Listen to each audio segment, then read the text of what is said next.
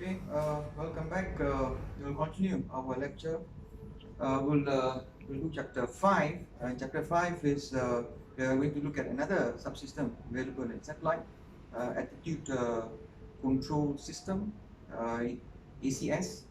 I think previous lecture, what we have seen the propulsion system, and we have also discussed that the propulsion system can be used not only to do a translation motion from one spot to another spot, but also rotational motion to have attitude motion in a spacecraft.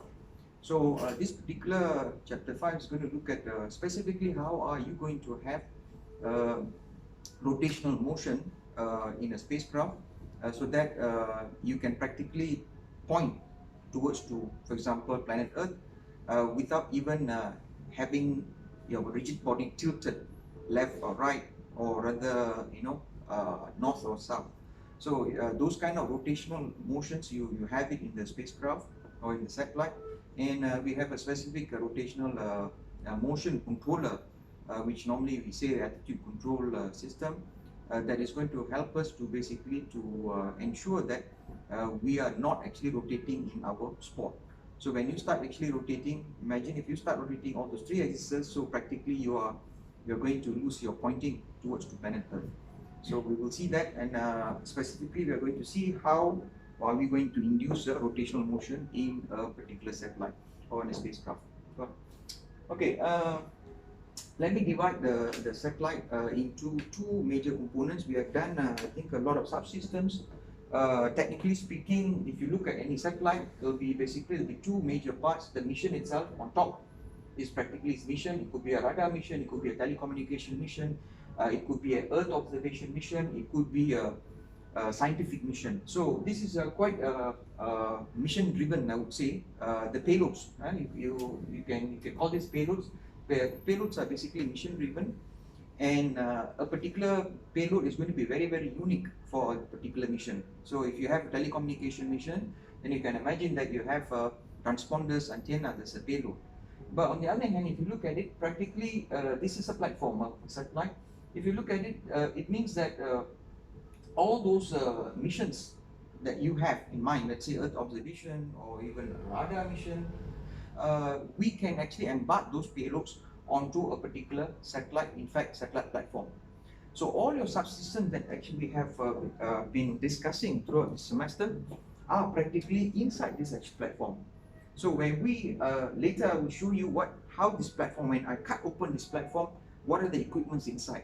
So that those equipments inside should also reflect to all those subsystems that you have been actually covering in satellite technology. So therefore, when you look at a satellite, there is two major components that always you can see, two major parts in fact. The payload, which is a mission-driven component or part, and you have that platform or satellite, which consists of all those subsystems which enables the satellite to fly and to maintain its orbit while during the mission. So therefore, you can have a particular platform, and you can keep on selling the platform for a different mission or different client. So if you ask me, if you want to be a satellite engineer, the good idea is basically to be a platform engineer rather than a particular mission expert, or rather a particular, well, I would say a payload engineer. For example, let's say you're going to probably work on a radar, so you have to actually look at missions that that is going to actually take a payload which is a radar. Then you are relevant. But regardless of what payload, if you are working as a satellite engineer, the platform engineer, practically, then like it or not, you need to fly the satellite. Therefore, you are actually needed in all times when you want to actually fly the satellite. So, focusing, that is the reason. If you look at it, our satellite technology is focusing more on the payloads more on the platform rather than the payload. In fact, all right. Let's go on. Now, how to we have seen how propulsion system is helping satellite basically to move from one spot to another spot. And now, when I'm basically in my orbit, I'm rotating or orientating myself towards the planet Earth. I don't want to have a rotational motion in the rigid body, because when I have a rotational motion, practically I can't point my antenna towards the planet Earth. So therefore, the rotational motion, which is the attitude motion, we need to control it. So we need to have certain actuators. So in this case, practically, we have actuators within the satellite that can help us to stabilize the attitude. That means to nullify that rotational motion.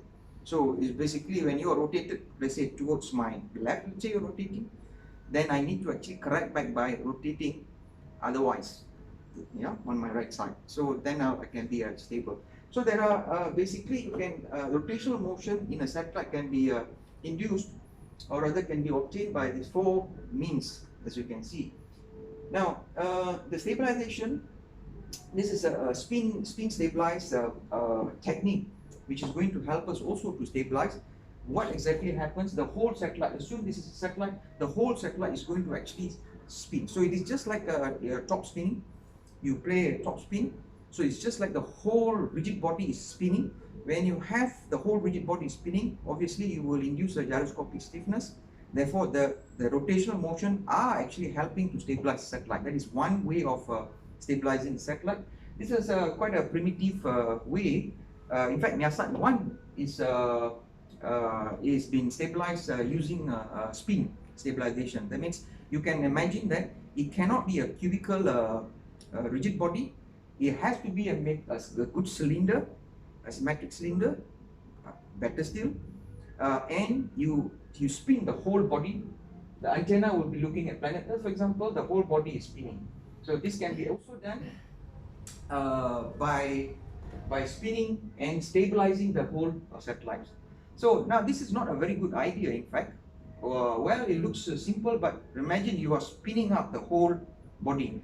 Now, if you spin up the whole body, assume that actually you have solar panels. The solar panels also will be actually quite in a difficult situation, basically to face the sun. So it may not be a good idea to spin the whole satellite. Maybe what we should do is that we should probably spin a particular part or component within the satellite to induce that gyroscopic stiffness. That means I have an angular momentum, or I can have a torque when there is something actually spinning within the satellite or rigid body. So the idea of a momentum wheel came by to replace the spinning action. How is that? You have a wheel, simply it's a wheel, a rotor, which spins fast. So when you spin fast, basically you have an angular momentum, and this angular momentum is going to help us to stabilize this particular satellite. So the concept is very similar, but only thing is that here you don't rotate the whole body. You only rotate a particular wheel, so to say. Okay, it's a momentum wheel, call it. Then we are actually embarking this maybe in a one axis. Assume that you want the stabilization in all the three axes. You can imagine that I should be having three different wheels in all those X, Y, Z axes. This is what is actually shown here. This is particularly a three-axis stabilized satellite. It can be we call it a reaction wheel, where we embark into all those three axes. Now, importantly, I have drawn here basically a cylindric satellite. But when you talk about only requirement for a spin stabilization satellite, preferably it is a cylindric, I would say, volume. But other than that, all these satellites can look very much different than the cylindric, I would say, option that we have. This could be a cubical satellite. It's fine, absolutely no problem. You can still embark the wheels inside. And likewise, the reaction wheel, when you have a cubical satellite, you look at modern satellites, most of the satellites are cubical, in fact. If you look at, for example, satellites that we fly today, very seldom actually you will pick a cylindric, well, I would say satellite in that sense. More often than not, it will be more like a cubical satellite. So therefore, if you want to stabilize the satellite, all three axes want to be stabilized, you can use an option of a wheel stabilization, which is a reaction wheel. Another one, quite similar to momentum wheel. Assume that you are spinning the rotor very fast. Now, if in this option, in momentum wheel option, basically the momentum wheel is basically installed in one particular axis, and it is spinning. But can you imagine if you can move the momentum wheel? That means there is a mechanism which can allow the momentum, the spinning momentum wheel to be tilted. When you start actually doing that, technically speaking, I can do a stabilization not only in the spinning axis but also in the tilted axis. So you can imagine, if you have 3 axes, if I could tilt it, I should be able to also stabilize not only one axis but also the other axis. So that is the concept. So you can imagine it can be tilted. Now, more importantly, again, this could very well be a cubical satellite, not necessarily have to be a spherical satellite. Okay, so how to induce rotational motion for stabilization in a satellite? One of the good options that we have is basically by having a rotor, a spinning rotor. Okay. Now, so let me combine these two options that we had last time. We were exposed to propulsion system. We call them thrusters in the satellite, and we have also a momentum wheels or even a reaction wheel for stabilization. I bring all this and I start installing in the satellite. What I have here, I have 3 axes. I need to be stabilizing 3 axes. I can have 3 reaction wheels. Done. So I can induce a rotational motion in all those 3 axes, X, Y, and Z. On top of it, and this is called an attitude motion. When you have a rotational motion, it's an attitude motion. But when you have a translation motion, it is more often than not, it's an orbital motion. So in order for me to have a translation motion, I can have a thruster systems here, which you have been exposed to, which is going to help me to move the satellite up or down. And when I operate the reaction wheel, it is not going to actually have a translation motion. It is going to just have a rotational motion at this particular point only.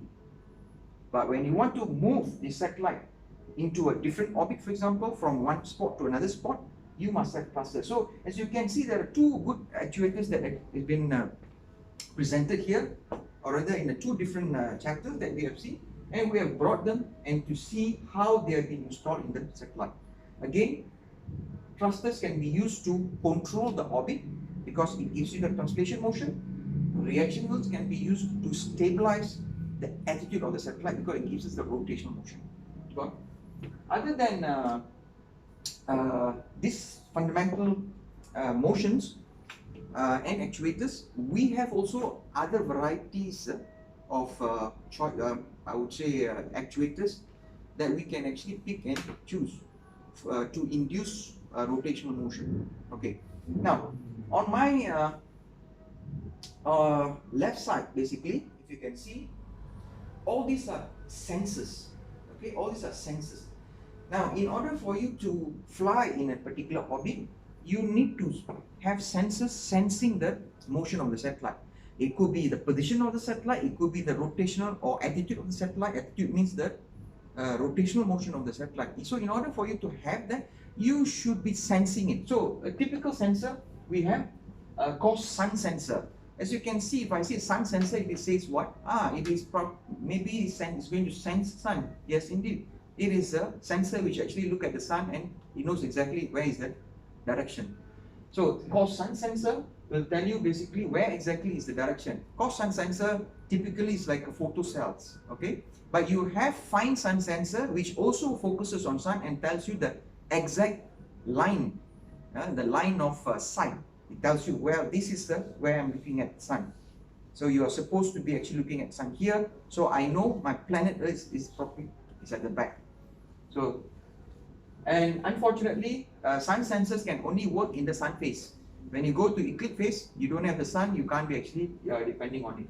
You have magnetometers. Now, magnetometers, I think you have been exposed to magnetometers in your lab. Magnetometers is going to help us to measure the magnetic field strength, the Earth magnetic field strength. So once we measure the Earth magnetic field strength, we can technically tell not only the position but also the attitude of the particular satellite. We can know that. Okay, there is some calculations that we have to do in order for us to determine that. Then we have a gyro, fiber optic gyro initial reference unit. Just like in aircraft, we do have gyroscope. Gyroscope measures the angular rate. that is going to also give us the information of the rotational motion of this rigid body, whether the rigid body is looking at planet Earth or it is already been rotating. Yeah, and that can be done. Then for positioning, we have a GPS, global position system, receivers that will give you the exact position where you are exactly in that particular orbit.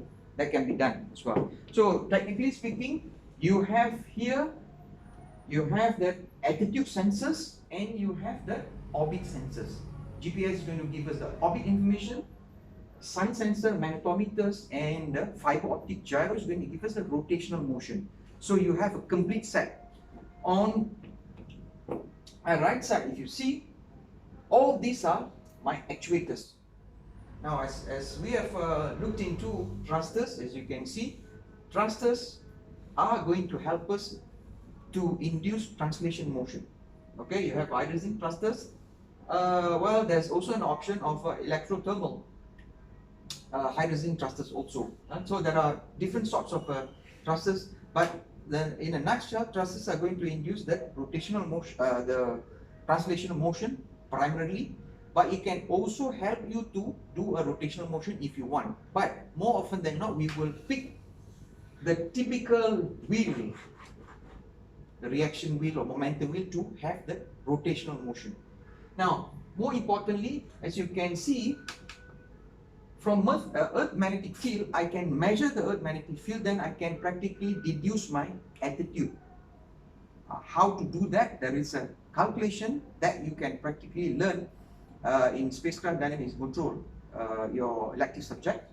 But not only the magnetic field is helping us in order for us to get some information of our attitude, but also it can actually help us in order to induce a torque. Now, for example, this reaction wheel, when the reaction wheel spins, you have basically the velocity, which is the angular velocity. When you have angular velocity, you have a mass, then you should be having that angular momentum. When the angular momentum changes, you should be able to have a torque. So when you have a torque, which it is going to help us to induce a rotational motion. So as you can see, if the body is facing rotated to this direction, I want to now look at towards to this back to this direction. I need to actually rotate the body this way. So what I need torque. So that can be actually very well done by having the wheels. There is also another actuator that can give you the rotational motion, is the magnetotorcus. It is a simple, you can imagine, you have an Earth magnetic field, then you have, let's say, a electromagnet. Let's say you on this particular electromagnet, so you will have two magnets, the Earth magnetic field, and you have the dipoles of your magnet. So both are going to actually react because they have fields. So when they react, technically speaking, you should be able to induce the torque. And of course, there are formulation how to induce the torque. You're exposed to subjects like in subjects like spacecraft dynamics control. So this is a actuator, gives us the torque. It's also called torcus because it gives us torque. Wheel is also going to give us torque. So rotational motion is taken care, and the thrusters is going to take care of that exact translation motion. All this can be put into a onboard management unit. So the onboard management unit is nothing but a computer which has, for example, a choice of actuators and sensors, acquisition, safe hold. What are the choices that actually you can have? So you can see acquisition, safe mode, you can use a minimum sensor, okay, and actuator. Normal mode is where you do your mission, business as usual, normal mission. So choices of selections of actuators and sensors are also given. Now this is just an example. Deboost mode is going to actually, you can imagine when you say the deboost, that means you are, technically speaking, you are going to maybe do a translation of motion. So therefore, you can imagine when the thrusters are on, more often than not, you are doing a translation motion. Okay? Now you can't, so 24 hours, the rotational motion has to be taken care. Translation motion, not every time. Because remember, thrusters need fuel. You can't simply on every time, you will actually lose fuel. So even in orbit, if you look at the orbit control, we don't do orbit control every day. So there is a periodic orbit control. You need it, you on the engine. That means you on the thruster. If you don't need it, you switch it off. That's how it's been designed. Okay, go on. Now remember, I promised that I'm going to cut open the platform. Okay, can you again go back to the first slide, please? Yep. What I told you just now, I'm going to cut this open. I'm going to cut this platform open, and let's see what is inside there. This is what you see inside. All these subsystems basically you have been exposed to. Only one thing is pending still.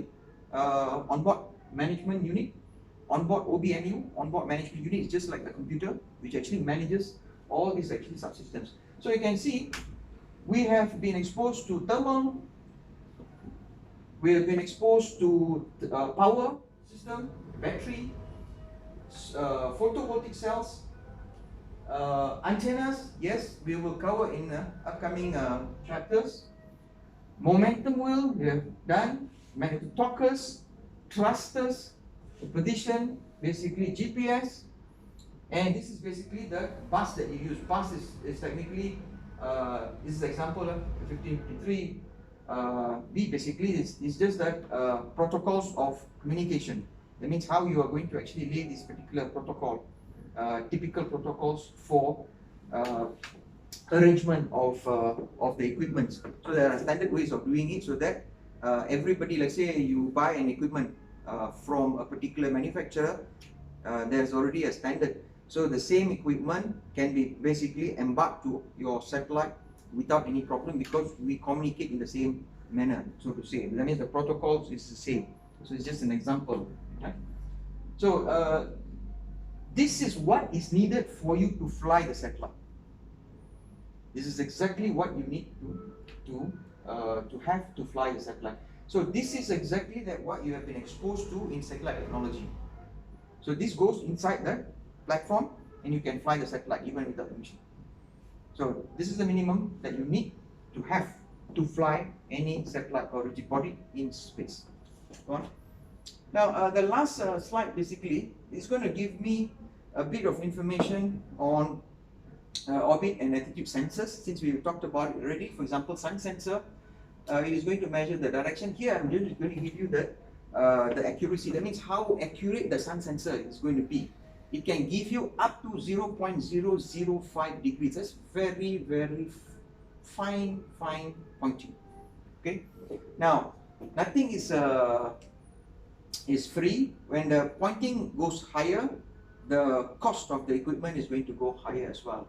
Star sensor speaks itself. That means you are going to actually look at the formation of stars.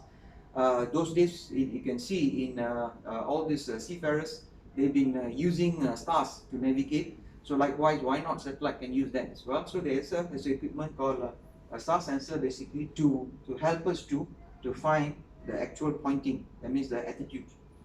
Earth sensor, well, when you can actually look at the sun, why not we can also look at planet Earth? So when you fly planet Earth, when you look in front and on your side, you can see horizon actually. When you look down, you can't, because why? You can only see the land or the surface of the planet Earth. But if you can see, if you fly, if you look at front, that means the flight direction, you can see the horizon. Likewise, left and right. Okay, so therefore, when we want to actually navigate, we can also use Earth horizon, and all these are basically attitude sensors. Attitude sensors.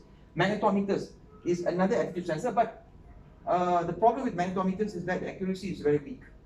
Okay, it's very weak. Can go up to about 3 degrees. Then comes the very common and commonly used attitude sensor, gyroscope. Gyroscope is fantastic. It's one of those very, very important equipment or sensor that they use in satellite in order to get your actual attitude reading, just like in your aircraft as well. So these are the options that we have, and all this I've given you. Technically speaking, this is actually going to give us attitude, okay, attitude sensor. Now for orbit, specifically you can derive even with magnetometers also, but it's not going to be very accurate. So typically this is what you have, and I've also given the power budget, etc., and of course how heavy it is going to be. Yeah. All right. Thank you.